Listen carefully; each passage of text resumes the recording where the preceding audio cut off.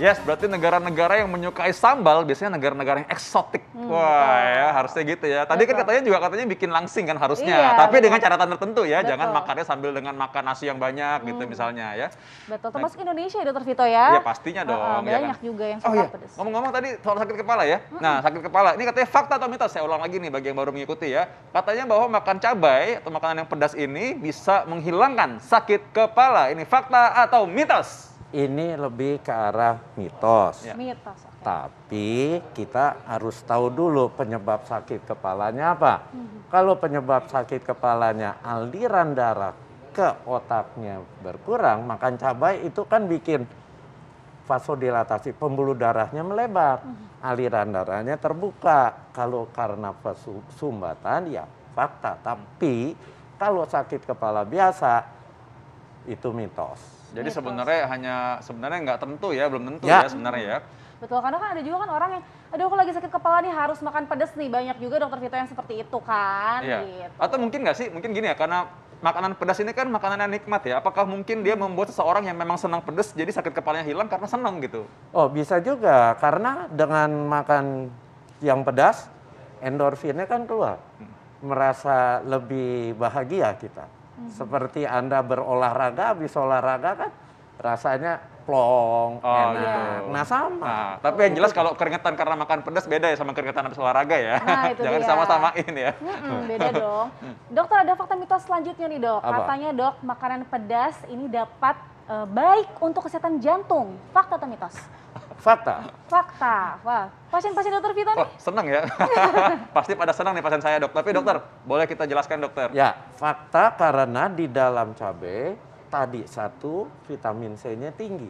Tapi dia juga ada vitamin A beragam. Ada lagi zat warna cabai, ada cabai merah, ada cabai hijau. Nah, zat warna itu punya efek antioksidan. Antioksidan itu yang menangkal radikal bebas. Radikal bebas itu asal muasal seseorang terjadi penyumbatan pembuluh darah jantung. Jadi si radikal bebasnya ditangkal sama antioksidan yang terkandung di dalam cabai.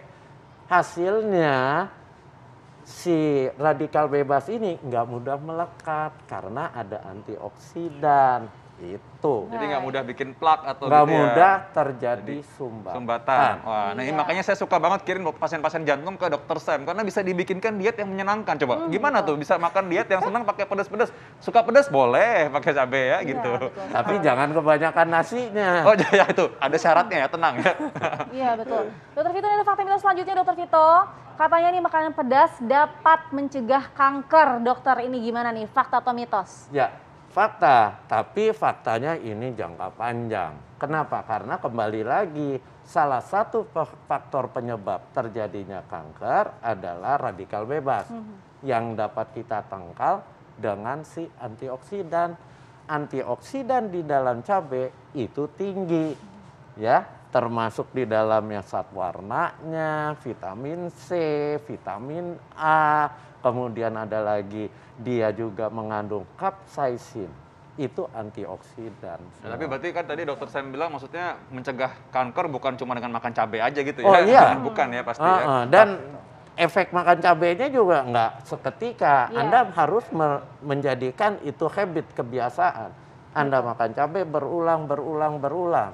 Karena efek antioksidan itu menangkal radikal bebas bukan sehari aja, harus jangka panjang. Tapi minimal ada manfaatnya lah dokter Sasa. Betul. Ya. Jadi kalau misalkan yang takut makan pedas nih, nggak usah takut lagi karena ada manfaatnya juga ya makan pedas ya, Iya, gitu. Baiklah. Dokter Ngomong-ngomong soal makan cabai takut ya, tadi dokter Sasa udah bilang begitu ya. Ada kan yang bilang bahwa kalau makan cabai ini takut bikin diare atau bikin usus buntu katanya gitu. Nah sekalian mungkin cara singkat aja kita bahas juga itu.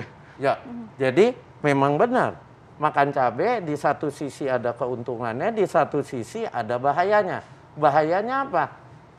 Hubungan dengan saluran cerna. Saluran cerna apa? Bisa di tenggorokannya, tadi kan mulai dari mulut, kemudian di lambungnya. Jadi di lambung dia akan meradang. Meradang terjadilah penyakit lambung yang namanya gastritis, peradangan lambung. Dan bisa juga orang tertentu asam lambungnya akan berlebihan, dia akan naik. yang dikenal dengan GERD. GERD itu sangat menyiksa, nggak enak, sampai ke tenggorokan itu sakit.